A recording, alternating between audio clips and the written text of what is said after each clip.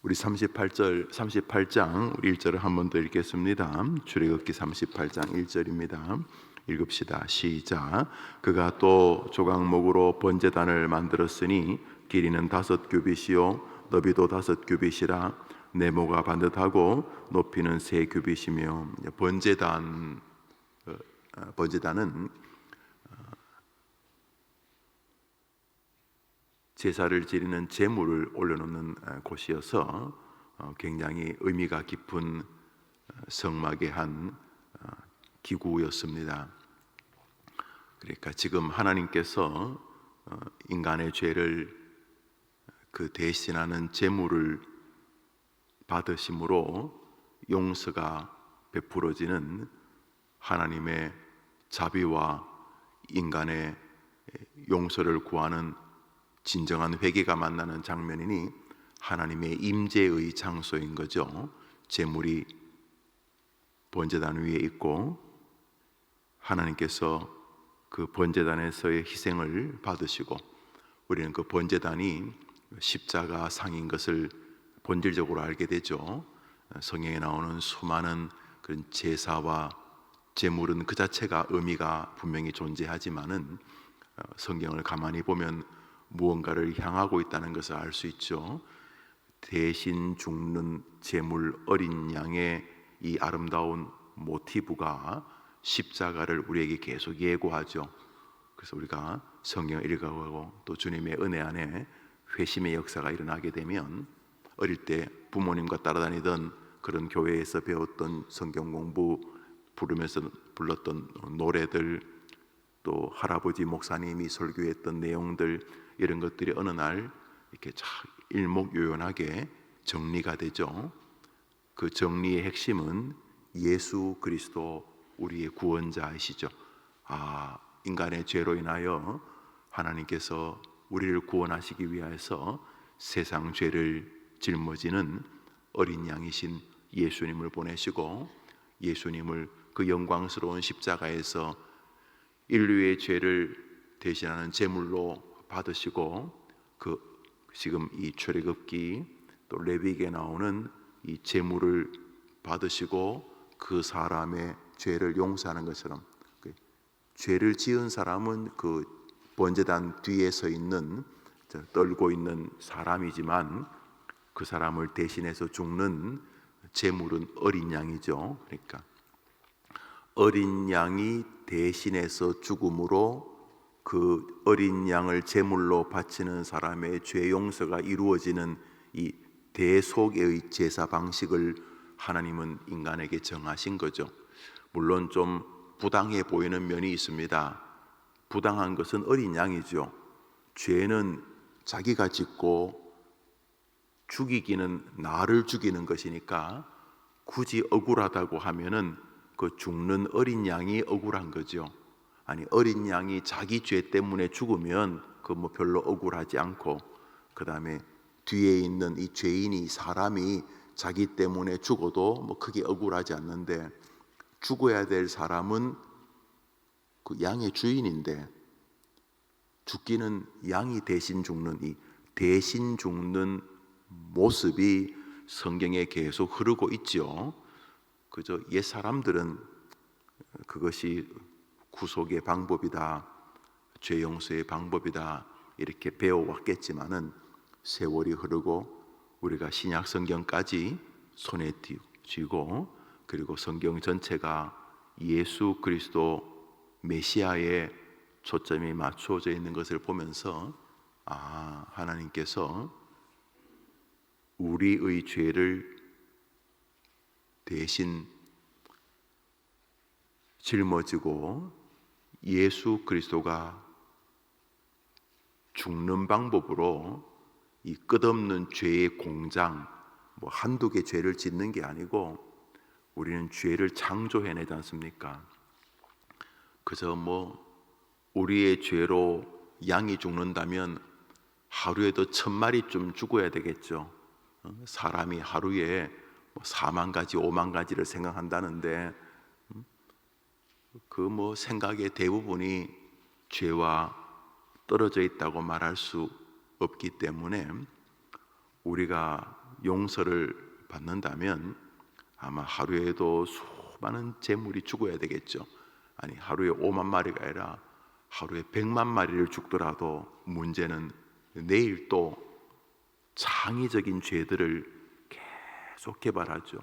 시기하고 미워하고 원망하고 낙심하고 하는 이 모든 것들이 죄죠.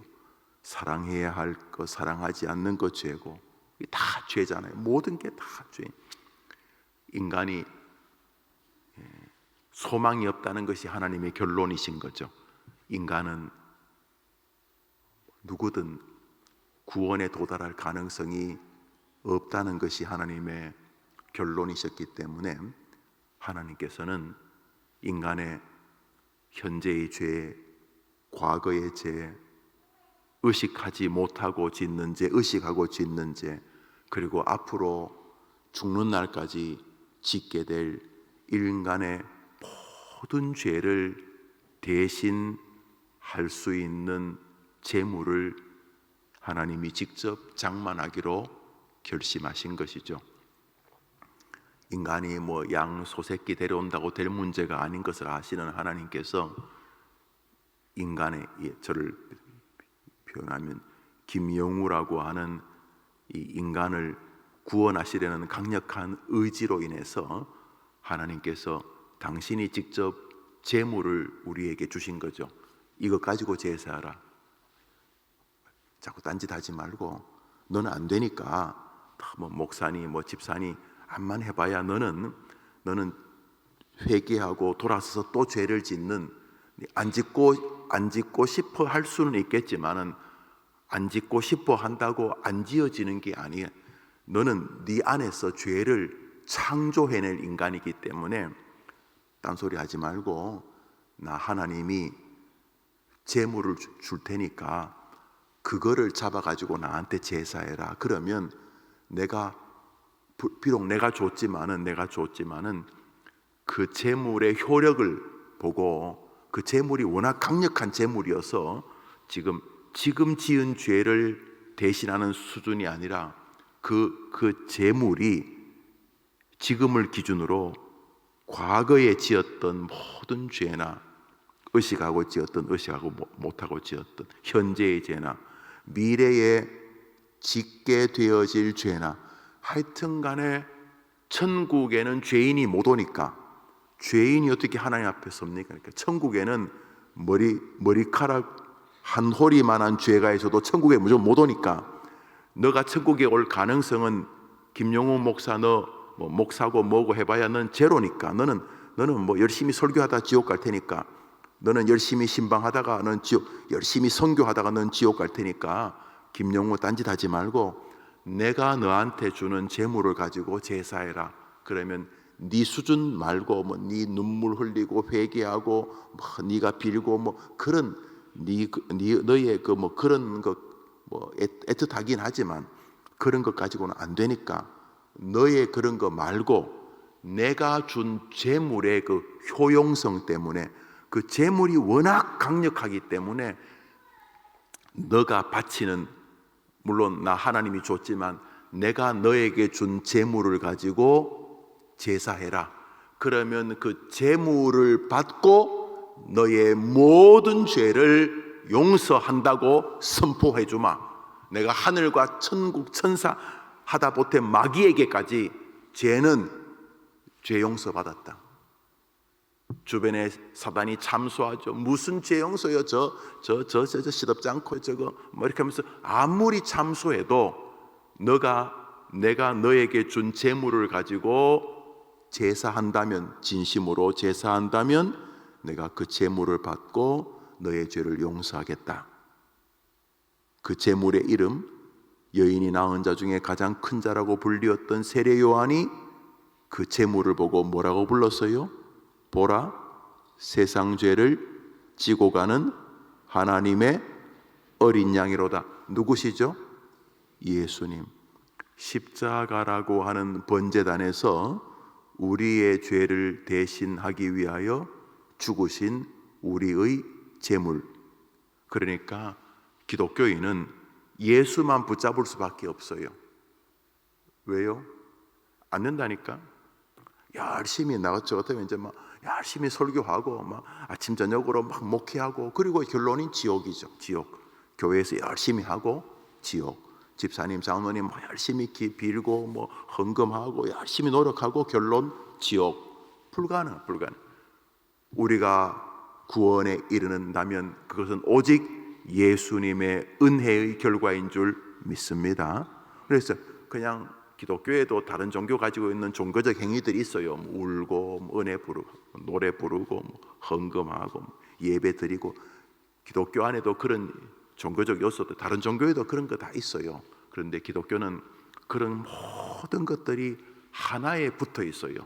뭐죠? 하나님이 나를 사랑하셔서 나의 구주 예수님을 보내주셨다. 여기 딱 여기.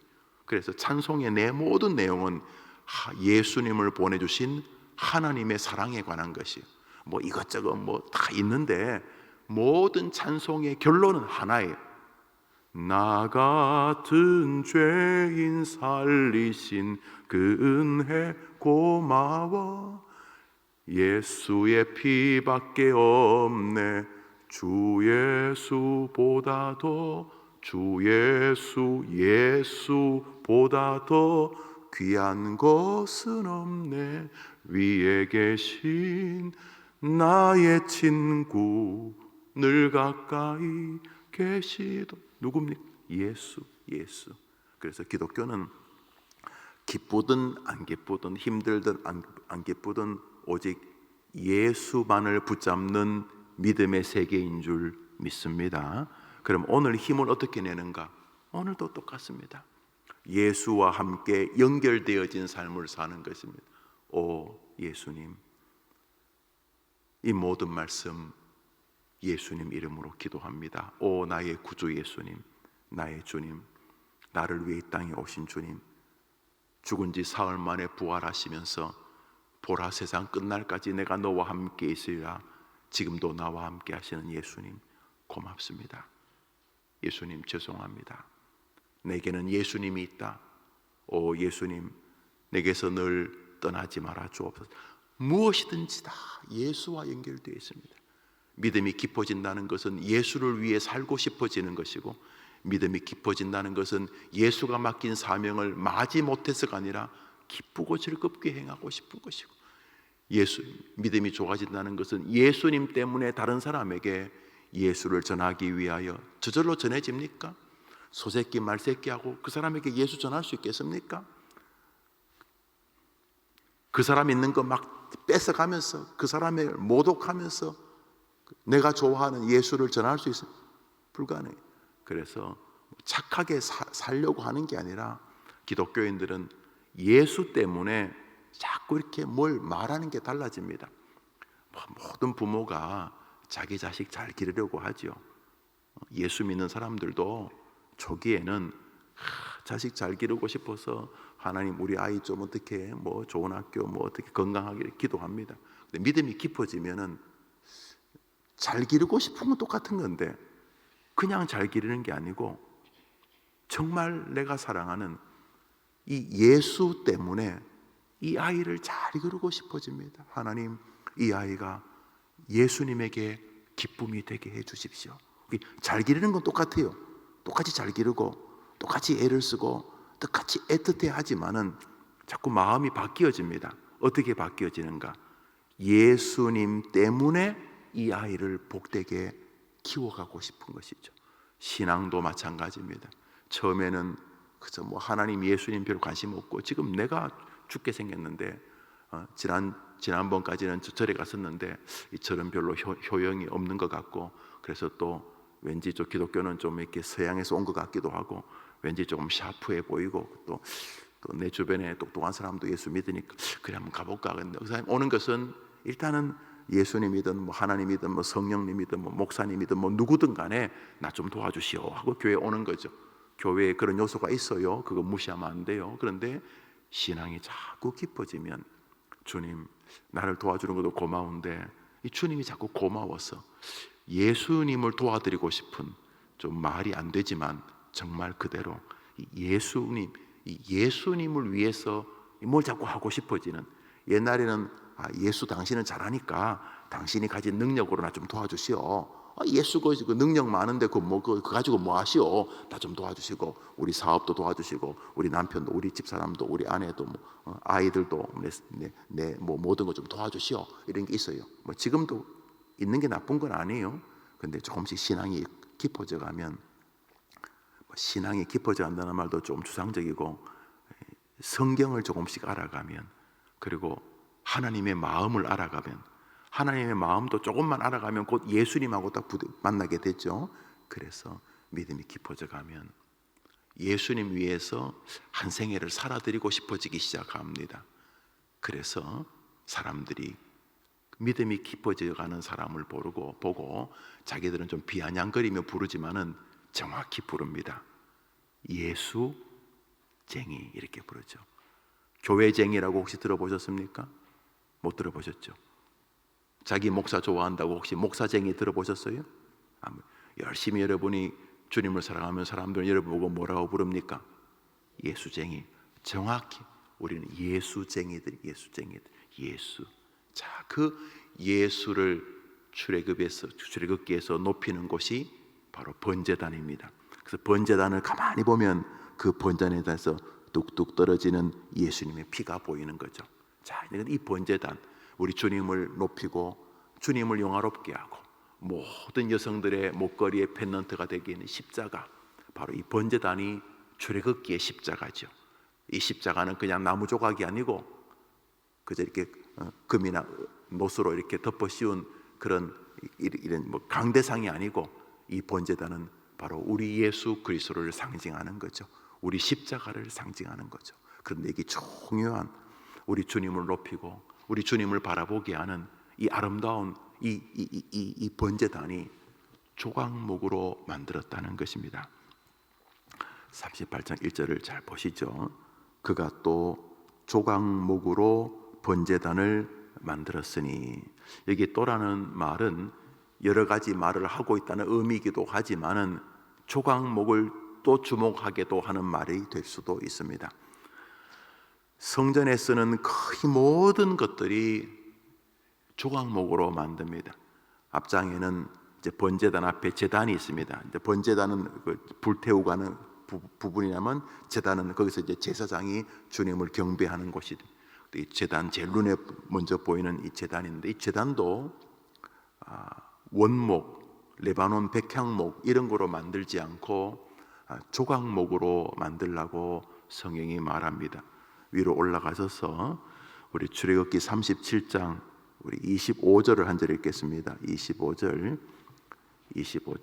그가 또 조각목으로 읽어봅시다. 시작. 그가 또 조각목으로 분향할 제단을 만들었으니 길이는 한 규빗이요 너비도 한 규빗이라. 네모가 반듯하고 높이는 2규빗이며 그 뿔들이 제단과 연결되어 있으며, 여기 지금 우리가 38장에는 번제단을 보고 있고 그 37장 25절에는 제단을 말합니다.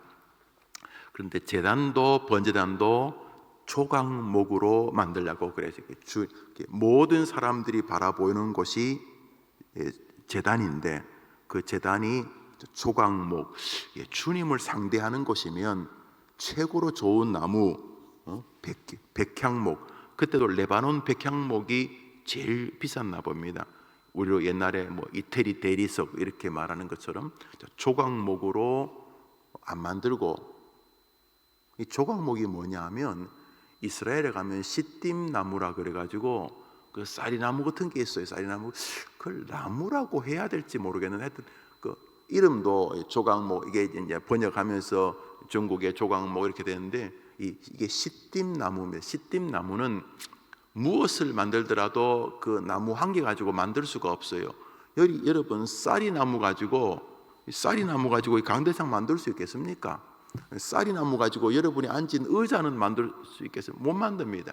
그래서 이 조각목은, 광야에서 제일 많이 보이는 자풀입니다.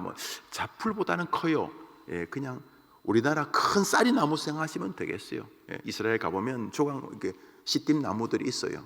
가시도 많고, 시딤나무도 가시가 많은 이유가 무슨 뼈 쪽에 못 돼서 가시가 많은 게 아니라 사막에 물이 없으니까 이 쌀이나무 같은 이 시띠나무가 수분을 방지하기 위해서 몸을 비틀어 가지고 그게 다 가시가 된 거예요. 이 수분을 이렇게 수분이 많이 날아가면 안 되니까.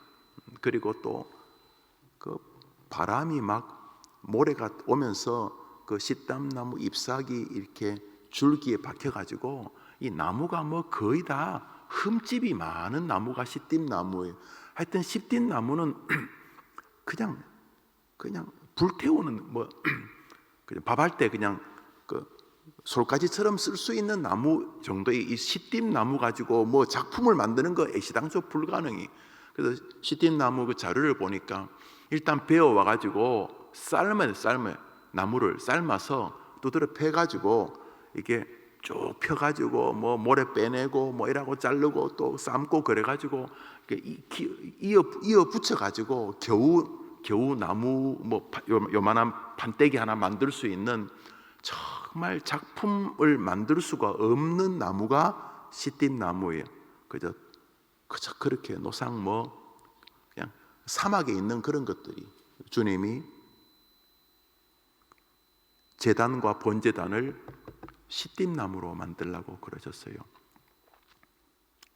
나무 중에 제일 핫바리 나무 시띠나무. 바람에 시달려서 구멍 많이 나고 또 이래저래 이렇게 지도 살려고 이렇게 비틀다 보니까 가시도 많고 또 가시가 많으니까 바람이 불면은 같은 나무인데 이 가시가 바람이 불어서 저쪽 가시 콱 찔러버리고 나무 찌르고 또 바람이 불면 이쪽 나무 가시가 또 이쪽 나무 쿡 찌르고 뭐 하여튼 그게 시띠나무예요. 서로 찌르고 뭐 비틀리고 뭐 이런 시띠나무. 딱 봐도 작품 참 떨어지는 그런 나무예요. 시띠나무 가지고 나를 만나는 장소를 만들라고 그랬어요. 그 시띠나무를 생각하면 위로가 돼요. 잘난 나무가 아니거든요. 이래저래 그 가스말이 많이 한 나무들이에요. 덥고 춥고 비 안 오고 그래서 가시가 되고 막 이래저래 그냥 가시가 되고 또 옆에 있는 가시하고 붙어서 서로 바람 불면 서로 찌르고 막 이런 가시가 시띠나무. 그 시띠나무 가지고 이렇게 제단을 만들었으니까 이 좀 부실한 존재들 가지고 하나님을 만나는 장소를 만들게 하신 거예요. 교회가 그런 것 같지 않습니까? 시띠나무들이 모여져 있는 곳 이런 것들은 이래저래 가시들이 많은 나무들 가만히 있어도 비틀려져 있고 바람만 좀 불면 서로 막 찌르고 그런 게 우리들 아닌가요? 시띠나무. 그래서 여튼 간에 하나님이 그 시띠나무 가지고 나를 만나는 장소를 만들라 그래서 그게 교회예요. 교회. 근데 중요한 게 있어요. 이 시띠나무는 그 자체만으로는 제단이나 번제단이 될 수가 없어요. 26절을 읽겠습니다. 출애굽기 37장 26절 제단입니다. 제단 26절 읽어봅시다. 시작. 제단 26절입니다. 출애굽기 37장 26절 화면에 보여줘 보십시오. 제단 상명과 출애굽기 37장 26절 읽어봅시다. 시작. 제단 상명과 전후 좌우명과 그 뿔을 승금으로 싸고 주위에 금태를 두르고 일단 이 시띠나무가 하나님의 제단이 되기 위해서는 일단은 금으로 덮여야 됩니다. 금으로. 하여튼간에 쓰임 받으려면 덮여야 됩니다. 그 시띠나무는 이제 안 보이죠? 그 안이 시띠나무인지 뭐 대리석 나무인지 뭐 원목 나무인지 뭐 1m에 뭐 1,000원씩 하는 그런 무슨 뭐 귀한 나무 몰라요. 일단은 시띠나무로 다 만들고 하나님은 그 위에 금으로 이렇게 칠을 하라 그랬어요. 번제단은 노스로. 왜냐하면 번제단은 불을 자꾸 만나니까 아마 금보다 노스로 싸게 하신 것 같아요. 뭐 금이든 노시든 하나님의 교회는 시띠나무들을 통해서 영광을 받으시기는 한데 시띠나무는 우리 하나님의 은혜로 예수의 피로 믿음의 모습으로 하나님 앞에 겸비한 태도로 금칠이 되어야 돼요. 금칠이. 자신의 본성이 다 드러나면 안 되고 그건 전혀 쓰임 받을 수가 없어요. 일단 하나님께 쓰임 받고 싶으면 칠해져야 돼요. 우리의 인격이, 우리의 정신이, 우리의 삶이, 우리의 삶의 태도가, 우리의 언행이, 우리의 기질이 칠해. 그러니까 시띠나무인데 금으로 칠했으니까 보이는 건 뭐만 보이는 거죠? 금만 보이는 거죠. 우리는 믿음 생활하는 동안 다 왕년에 뭐들 있어요. 성깔, 성질, 뭐 PhD, 부자, 뭐 학위, 뭐 이런 거 다 있어. 그런데 주의 전에 오면은 예수의 피로 칠해져야 되는 줄 믿습니다. 우리의 말도 이렇게 속에서 그냥 나오면 안 돼. 그 시띠나무야. 상처 많은 나무들 있잖아. 시띠나무. 우리가 말할 때도 우리의 말도 성령의 은혜로 칠해져야 되는 줄 여러분 믿으시기를 바랍니다. 교회는 이렇게 조각목들을 모아서 하나님을 경배하는 곳인데 그 조각목 그대로 나타나면 교회는 늘 쑥대밭이 미워하고 시기해. 왜? 그 상처투성이 시띠나무들이기 때문에. 그래서 하나님은 이런 시띠나무들을 통해 영광 받을 마음을 정하여 우리가 다 시띠나무, 그저 그런 인간들이죠. 그런데 늘 주님은 우리가 그리스도의 거룩한 보배로 칠해져 있기를 바라시는 거죠. 오늘도 우리의 본 모습이 아니라 우리 밖을, 우리를 두르고 있는 예수가 드러나는 하루가 되기를 바랍니다. 시띠나무가 드러나면 안 되고 예수의 피, 예수의 그 보배로우심이 드러나야 돼. 우리를 보고 시띠나무 이게 아니라 우리를 보고 와 예수님, 우리의 인생이 예수로 칠해져 있어야 하는 것입니다. 잠언서 14장 오늘자 날주입니다. 잠언서 14장입니다. 잠언서 14장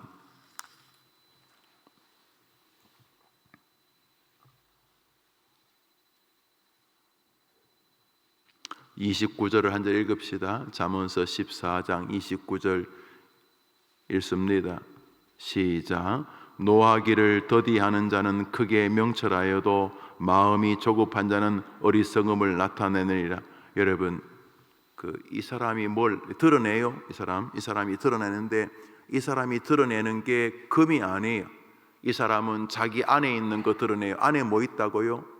그 상처투성이 조각목이지 뭐. 그 안에 막 살면서 막 비틀려지고 믿을 놈은 나밖에 없다면서 가시가 되고 말도 가시가 되고 인격도 가시가 되고 뭐 이런 조각목, 또 같이 뭐 찌르고 부부가 찌르고 부모 자식이 찌르고 뭐 이러면서 세상에 찔리고 자기도 찌르고 뭐 이러면서 완전히 이 가시로만 이루어진 그 시띠나무지. 그런데 주님 뭐라 그래요? 네 안에 뭐 좋은 거 없다. 네 안에 네가 드러내 봐야 시띠나무지 뭐. 노하기를 더디하는 자는 지혜로운 자다. 그러면서 마음이 조급한 자는 어리석음을 나타내느니라. 위선적으로 뭐 하라 이런 뜻이 아니라 계속 뭘 할 때 내 안에서 나올 것은 뻔하다, 이 마음을 가져야 한다는 것이죠. 드러내는 게 뭐라고요? 시띠나무면 안 되는 거죠. 우리 주님이 뭐라 그래요? 시띠나무로 만들 때 나 그런 인간들을 다 받는다. 아니, 내 그런 인간들을 내가 안다. 너희들이 시띠나무인 거 안다. 그렇지만 기억해라, 나를 만나기 위해서는 반드시 금으로 칠해져 있어야 된다, 이 말이죠. 오늘도 우리의 인격이라는 게 뻔하잖아요.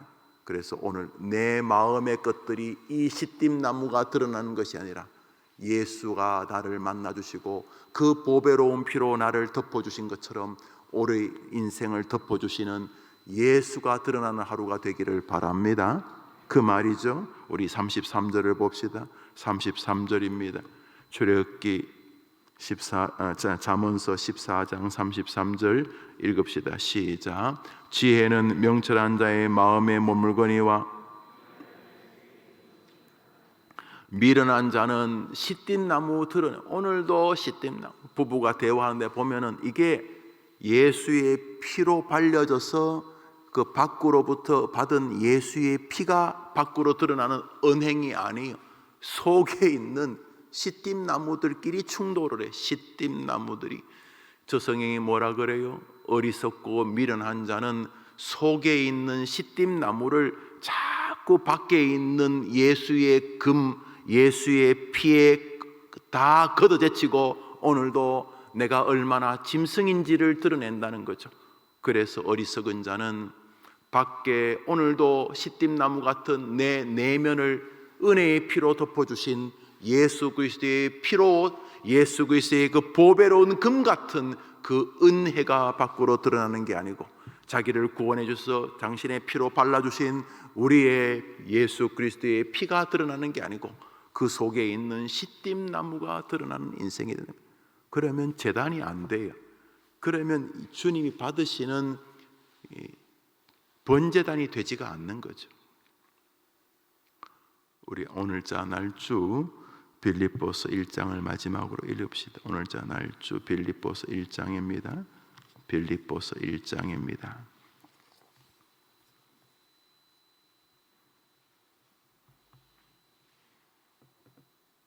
29절 30절 우리 두 절 읽겠습니다. 빌립보서 1장 29절 30절입니다. 읽읍시다. 시작. 그리스도를 위하여 너희에게 은혜를 주신 것은 다만 그를 믿을 뿐 아니라 또한 그를 위하여 고난도 받게 하려 하심이라.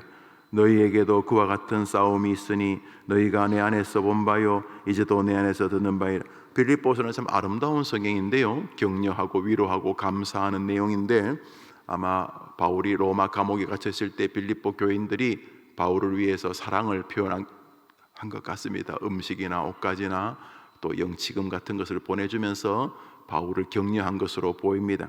그러면서 그 고마움을 이제 편지로 보내는 것이 아름다운 성경 빌립보서인데, 29절을 보시면 그리스도를 위하여 너희에게 은혜를 주신 것은, 여기 우리 주님이 우리에게 은혜를 베푸시는 목적이 놀랍게도 자기 자신을 위한 것이라고 말합니다.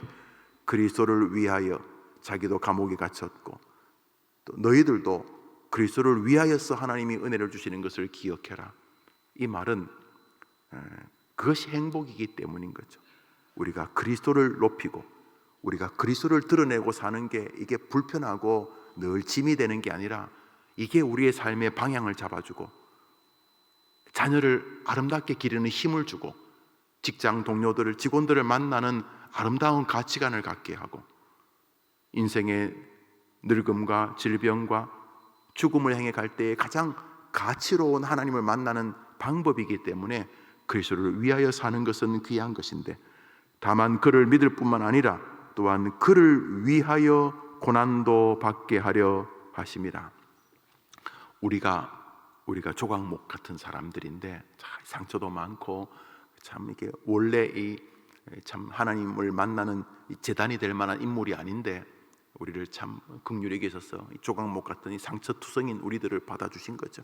그리고 우리를 위하여 당신의 죽음으로 당신의 거룩한 피를 우리에게 발라주신 거죠. 출애굽 시절에 애굽에서 나올 때 10가지 재앙, 마지막 재앙, 모든 장자를 죽일 때 이스라엘 백성들의 집 문 앞에는 양의 피를 발라뒀죠. 그 양의 피를 보고 죽음이 넘어간 거죠. 패스 오버. 이제 우리가 부활절이 오는데 그 말 그대로 죽음이 넘어간 거죠. 뭘 보고? 양의 피를 보고.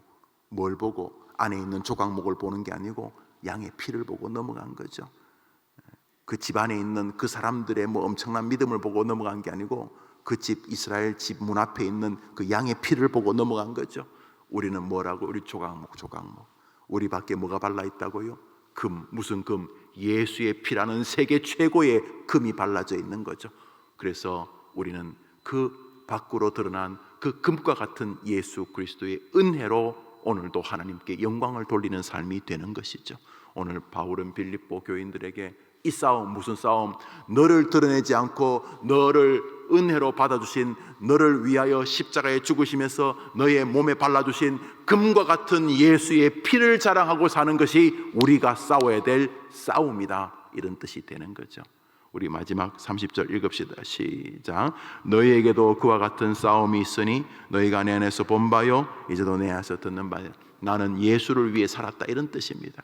내가 싸운 싸움은 나 바울이라고 하는 나를 자랑하는 싸움이 아니고 나를 위해 나를 구원하기 위하여 나의 문에, 나의 밖에 발라놓으신 이 예수의 피, 이 어린 양의 피, 바로 그 어린 양, 그 어린 양을 높이기 위하여 나는 살았다, 이런 뜻이 되는 것이죠. 우리는 예수쟁이들 아닙니까? 우리는 예수님을 주님으로 말하는 거 아닙니까? 그렇다면 제대로 된 그를 사랑하는 신하라면 주인을 자랑하는 건 너무 당연한 거죠. 주인을 자랑하기를 사람들은 전도라고 부르거나 선교라고 부릅니다. 주인을 자랑하기 위해서 자기를 돌아보는 삶을 성화라고 부릅니다. 뭐 다 같은 이야기입니다. 오늘 하루 나 좀 안 알아주나 이러면 이제 문제가 발생하는 건 당연하지만 신학적으로도 아주 우스운 하루가 되는 것입니다. 나 뭘 알아달라는 건데요? 조각목. 내 안에 있는 조각목을 뭘 알아달라는 건데요? 오늘 하루 나를 위해 죽으신 내 문 앞에 발라져 있는 예수의 피 좀 안 알아주나? 예수의 피 좀 안 알아주나? 이것이 전도고 이것이 선교적 삶이 되는 것입니다.